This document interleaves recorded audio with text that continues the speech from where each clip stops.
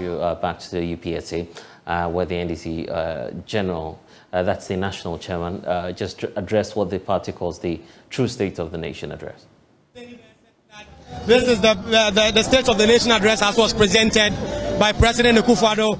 Is the worst speech that has been delivered. Very shortly, I'll get to the General Secretary of the NDC, Fifi Abikwete. General, briefly, we are live on Joy News. Why was it necessary for the NDC to put together this event?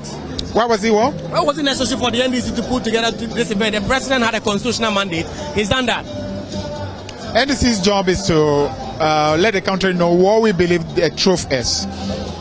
We believe that the President, unfortunately, is maybe too desperate to hide the true state of affairs, because all he wants to do is to create a false impression that things are okay, because the President doesn't want to accept the fact that things are really, really that bad. And so we think the country needs to know. It's important because if you don't know what the truth is, it's difficult to even know what the solutions will be. And we think the MPP government, unfortunately, are making every effort to continue hiding the truth, pretending that problems are not what they are and problems are being caused by something else. And the country needs to know what the truth is. The President admits that there's a crisis, but says that his government is fixing it, and that the crisis is brought about mainly by COVID-19 and the war in Ukraine. They had also said that that is the true state of the nation address and not what Johnson Nketia has painted here. It's pretty obvious for anybody who watches what's going on all over Africa and the sub-region that the President clearly is not telling the truth. If you have a leader who is lying about the real cause of the problem, who refuses to acknowledge that all over the sub-region and all over Africa, other countries are doing very well compared to us, who refuses to accept that no country is facing the kind of crisis we are facing in our sub-region. Obviously, from that premise, you can see already that it's a leader who does not want to tell the truth. In fact, I would say that we should be looking forward to you in the media becoming a bulwark, to stop what I call the serial deception that is going on in this country. Somehow, leaving this to be a battle between NDC and MPP makes it difficult for us to see what the truth is. You need to make it a responsibility to stop whichever side wants to continue lying to be exposed. We have no problem at all if you want to constitute a means by which even NDC will be forced to only tell the truth. And I believe that if we set up a system like that, what will happen is that we'll sanitize the politics in this country and prevent serial liars that we have in power today from ever occupying the position of leadership. But you continue being quiet, they will continue to prevail. They will lose power in 2024, but somehow they will come back again because you will not continue shining the light to prevent liars like that from ever taking back this country's leadership. So, what we did today is simply to let the country appreciate that the lies must stop. The truth must be told. And that's the only way we start having a solution to the problem that faces. Thank you very much. You heard there the General Secretary of the National Democratic Congress, who is saying that the reason why they had to do this was because the country is at a place where if they do not speak the truth, then no one else will do that. I'll try and speak to more persons who are around here to try and get some perspectives as to why the NDC had to do this. You see a lot of media interviews currently ongoing. The party has made the position clear that they believe that the true state of the nation is what Johnson Nketia, the General Secretary of the party, has just declared. Let me try and get to Peter Wama Otukono. Is a former Deputy General Secretary of the NDC. Peter, we are live on Joy News. Why did your former boss have to do this? The President had a clear mandate to go ahead and deliver the State of the Nation address. On what basis is the NDC saying they are delivering a true State of the Nation address? Well, every right and basis we have to deliver the true State of the Nation's address, because indeed it's not only the President who is in this country. We are all in this country and we are experiencing the brunt of the maladministration of President Akufo-Addo. And we believe strongly that the President and his people have lost touch with reality. And there comes a time where we would have to reawaken the President and his team on the realities on the ground. And that is exactly what we have done today. So you believe that this is the true State of the Nation address? The President has admitted that the country is in crisis, but says his government is working to fix that. You'd admit that there are measures that are being taken to fix the current crisis the country is facing? Well, I would have partially agreed with him that the first step to solving the problem is identifying the problem. But indeed, as it stands now, the government and the president himself do not know the problems of this country, and that is why they keep on apportioning sources of the problem, because you will need to find the source of the problem before you can engineer a solution to the problem. But clearly, the president is misappropriating the source of the problem, and they are blaming the causes of the economic crisis, economic quagmire that we are in on external factors, which is not so. The government is clearly not being managed well. They don't understand what it means to lay a fundamental, a system for our economy. Now, this government has basically run on borrowing, and we have seen how we have outcried this borrowing from the beginning. We decried this borrowing from 2017. We said, look, the way you are going and the way you are attaching personal interest to this borrowing, we would go into the ditch. Now we have gotten to a point where our debt to GDP ratio is about 103%, where your debt has ballooned beyond 600 billion from 122 billion. And you ask yourself, what has been the results from this borrowing? And you see nothing. Not even a KVIP. You see nothing. All the promises have been, phantom promises. We have seen no outcome of those promises. And instead of the government giving us some modicum of respect, some modicum of dignity, tell us the truth, they continue lying. They continue peddling more lies. Thank you very much, Peter Bomo Tukono. Peter Bomo Tukono telling us what his true state of the nation is. Let me reach out to the Deputy Minority Whip, Ahmed Ibrahim, and try and see if I can get a word from Ahmed Ibrahim. Their side have been debating the State of the Nation address all week in Parliament. Honourable, you have been debating this in Parliament for more than a week. Why did your party have to do this? Because the true State of the Nation address is what was delivered by President Akufo-Addo as mandated by the Constitution. Let me say a very good evening to your cherished viewers. The Parliamentary wing is a subset of the Universal Party. So the fact that the Parliamentary wing has been debating it does not prevent the Universal Party in taking a position. The National Chairman has spoken. And once the National Chairman has spoken, he has summarized all the views of the various MPs and the various wing subset of the party, and has summarized it. Hopelessness and what? But what did he say? He said he came to say emphatically that I have not been reckless. Now the National Chairman has spoken to him that you have been reckless. So now that thing has stuck, and that is the true position of the country. Beyond that, the MPP themselves have said that the Vice President is a theoretical economist, and that Alan Kyerematen is a practical economist. The National Chairman of the NDC has also spoken by saying that it's better not to listen to the theory, but he who feels it knows it's better. So clearly what the National Chairman has done encompasses all the various atoms of the NDC as a party. And I believe that you yourself, you are fortified and you'll be given some fresh hope. Like come 2024, there will be a change.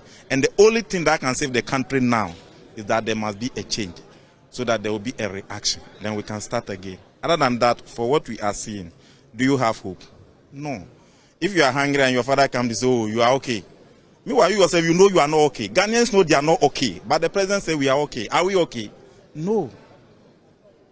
Thank you very much. So that is the Deputy Minority Whip, Ahmed Ibrahim, making it clear why the NDC had to do this.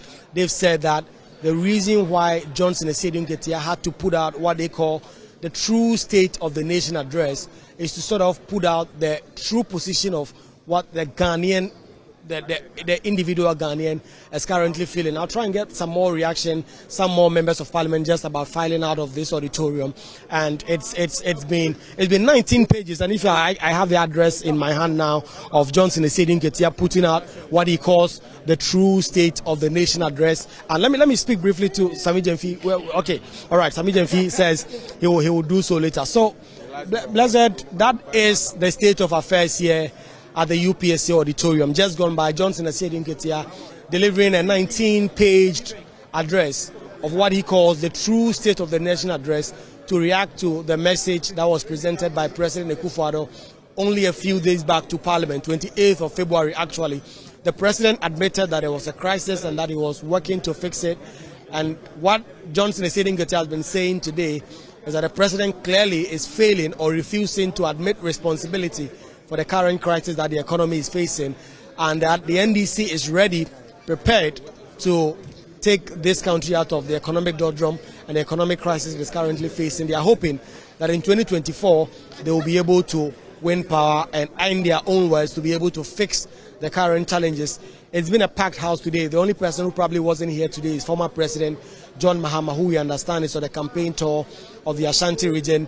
The running mate in the 2020 election, Madam Jane Nana Opoku-Agyeman, was here. Flag bearer aspirant Dr. Kwabena Duffuor was also here. We tried to get some word from him. We couldn't because he was just pushed away into his waiting vehicle. But the key persons, the stalwarts in the NDC have all been here, backing their national chairman, Johnson Esedin-Ketia, in delivering what they call the true State of the Nation address. Quickly, just a bit more about the presidential candidates who showed up at the event today. How about Dr. Duffuor, in terms of his look? At least we're not able to get a word from him. What's his feeling about this whole address?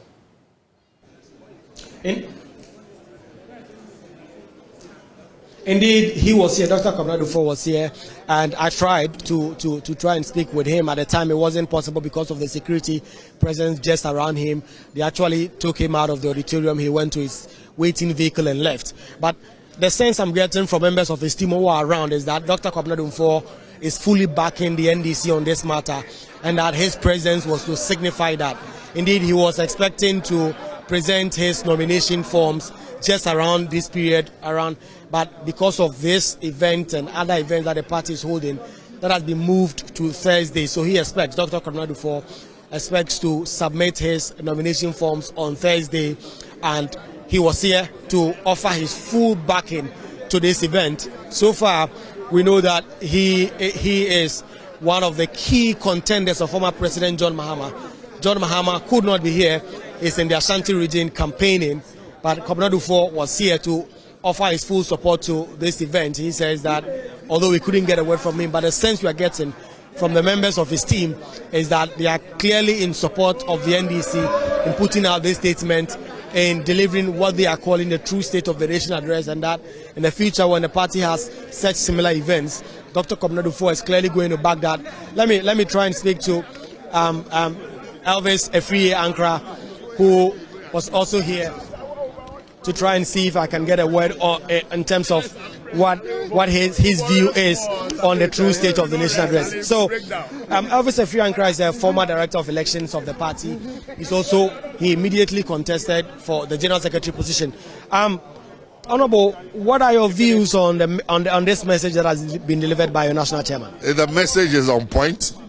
It's very relevant, and it reflects the current state of our country.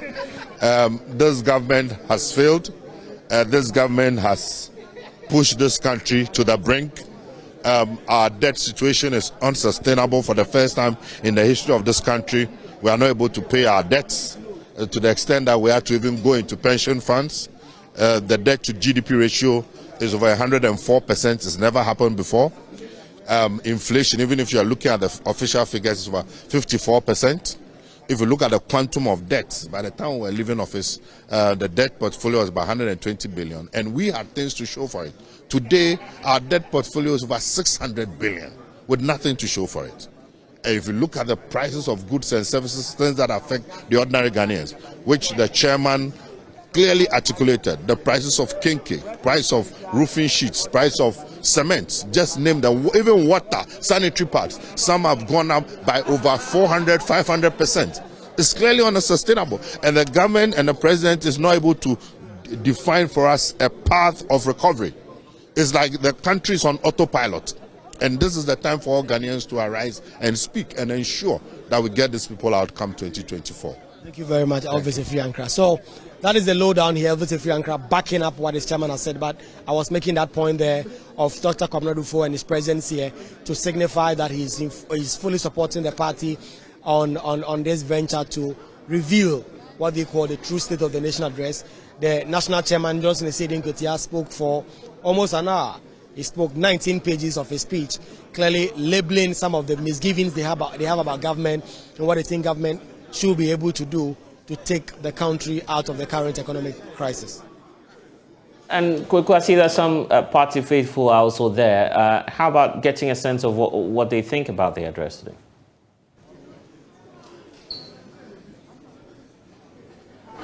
Right, so let me speak to some more people and see what they think about the address. Hello, can I speak to you? We are live on Joy News about what you thought about the speech delivered.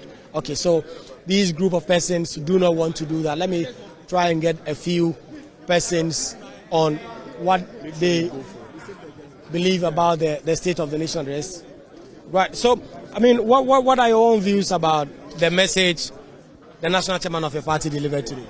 The national chairman, the message he delivered purely was the true state of the nation. He was trying to pinpoint the gaps and the loose messages that our people have been preaching. You know, whenever they have the opportunity to come on air or to present the State of Nations address to the country, they always come with lots of lies, lots of fallacies, which isn't fine, because the citizens deserve to know the true state. They deserve to know what is happening on the grounds, and that's exactly what the chairman did today. Every single thing the chairman said was truthful, every single thing. So I put a challenge to them. If they think anything is wrong with what the chairman said, they should come out with their vociferations. We are ready to defend the facts. What are your own views today of the message delivered by Johnson and Sidin Gutia? Thank you very much once again for this opportunity. My experience here was very nostalgic. Why? Because the president came out and lied through his teeth that everything was moving on smoothly. Meanwhile, it was the other way around. He is always indulging in fanciful jamborees and populism. My brother just said it all. So I really don't want to waste the time of us here. My brother have said it all. And for me to add something little, I would say that the president, on the day that he delivered the State of the Nation address, couldn't extrapolate any settler of evidence to buttress what he was saying. He was just indulging in sloganeering as what he is known for.